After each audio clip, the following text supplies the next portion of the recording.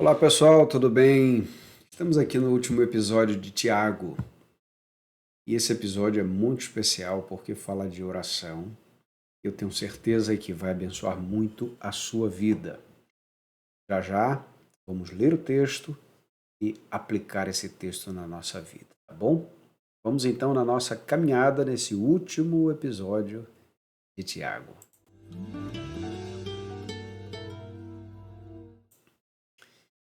Tiago capítulo 5 e último episódio, vamos dedicar aos versículos 17 e 18, que dizem assim estes versos.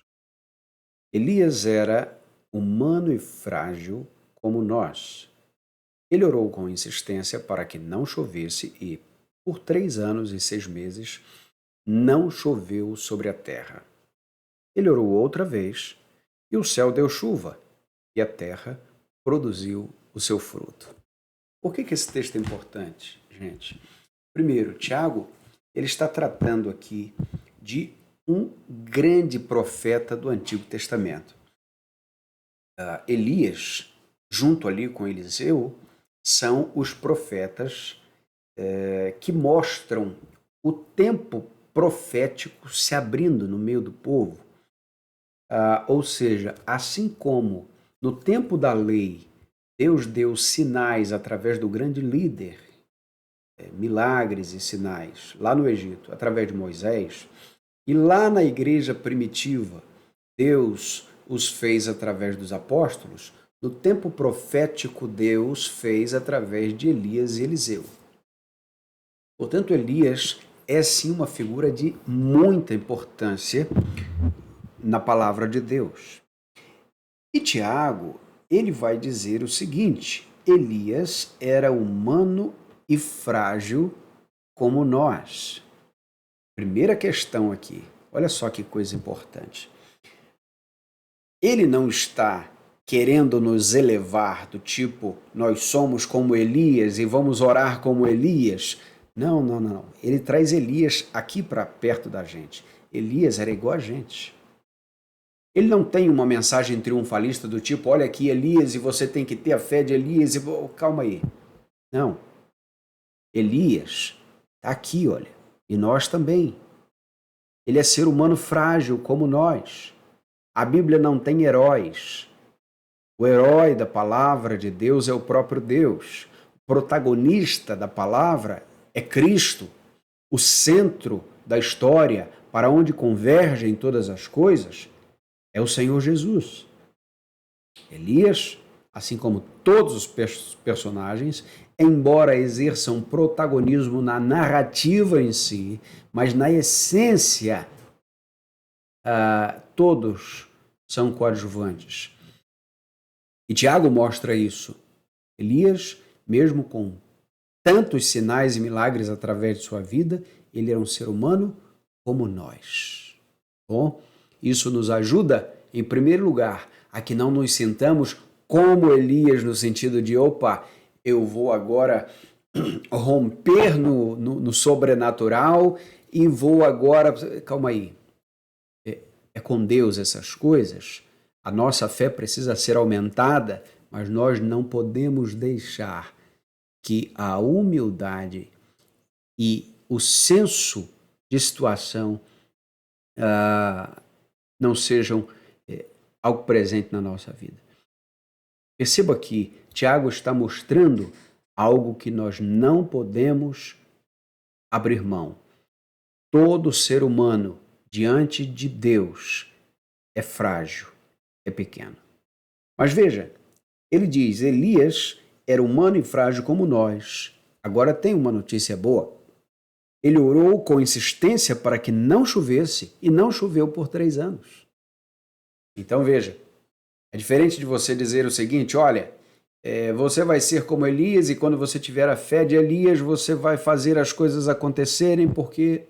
Não, ele está dizendo, olha, ele era como nós. E Deus usou Elias para que não chovesse esse tempo todo. 3 anos e 6 meses, e não choveu. Será que Deus queria que todo mundo morresse de sede, que os animais morressem? Só para que você entenda, Elias está profetizando na época do rei Acabe. E a esposa de Acabe era Jezabel, uma das piores mulheres da história. E essa mulher servia aos seus deuses, e um dos deuses dessa mulher era Baal, que era reconhecido como o deus da chuva.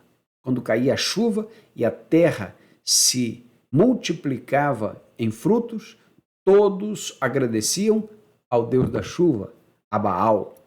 Agora chega um homem que vem lá do Tisbé, porque ele era um tisbita, provavelmente a cidade dele chamava Tisbé, não sei, e disse, olha, não vai chover. E foi o Deus de Israel que disse que não vai chover. E agora? E agora não choveu.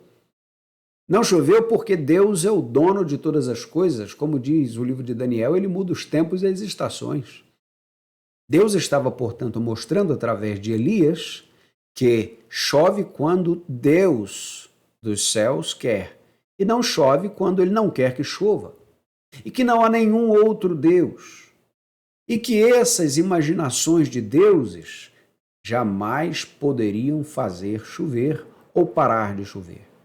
E para que isso se consolidasse, para que o povo não ficasse achando, para que Jezabel não ficasse achando que foi uma coincidência, do tipo ele orou e já iria parar de chover mesmo, 3 anos e meio depois, Elias orou e choveu. Ou seja, ele ora para não chover. Depois de 3 anos e meio, ele ora para chover.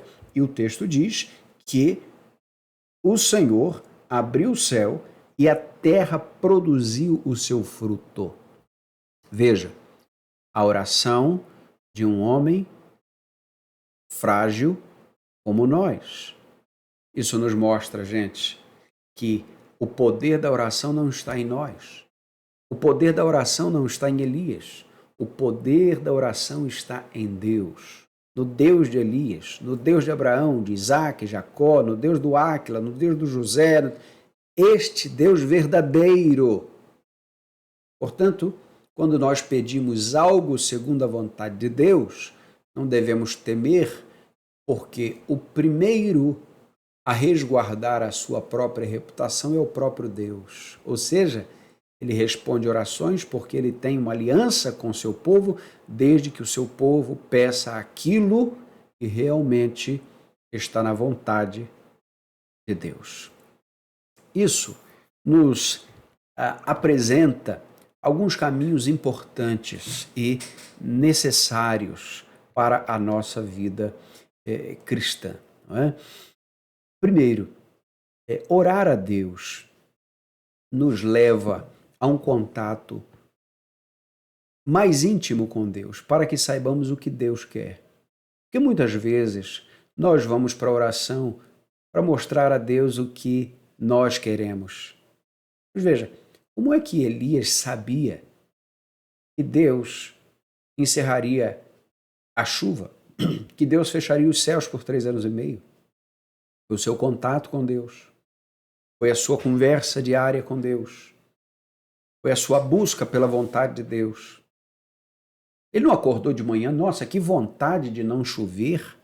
Não, Deus colocou no coração dele. E ele fez essa oração segundo a ordem de Deus.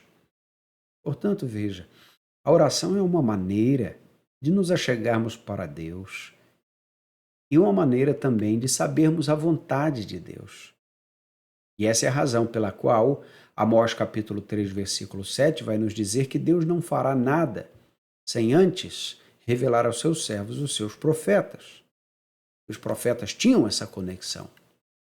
Hoje, nós temos o Espírito Santo de Deus que nos dá discernimento sobre a vontade de Deus. Não ouvimos uma voz, não vemos um clarão, não vemos um estrondo, mas vemos sinais da vontade de Deus, direcionamento, paz no coração.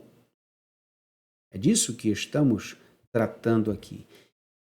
E a oração vai aperfeiçoando esta medida na nossa vida. Portanto, nós precisamos compreender com essa história, não é? Tão brevemente citada aqui por Tiago, que Deus, em primeiro lugar, ele não conta necessariamente com os famosos. famoso era Acabe, famoso era Jezabel. Elias estava lá no Tisbé, lá naquela terra longínqua, e Deus o chamou para tratar através dele com a nação de Israel. Portanto, veja, Deus também usa de Elias as suas características até mais duras, mas era necessário naquele momento que o Senhor fizesse assim com o seu povo. Uma terceira questão é que Elias não se mistura com o pecado ao seu redor, mas ele está em conexão com Deus, em oração a Deus, e essa é a razão pela qual ele tem uma visão tão clara da vontade de Deus. Isso nos mostra finalmente que a oração do justo pode muito em seus efeitos. A oração do justo é muito eficaz. Essa é a frase que antecede esses versículos. Está no verso 16.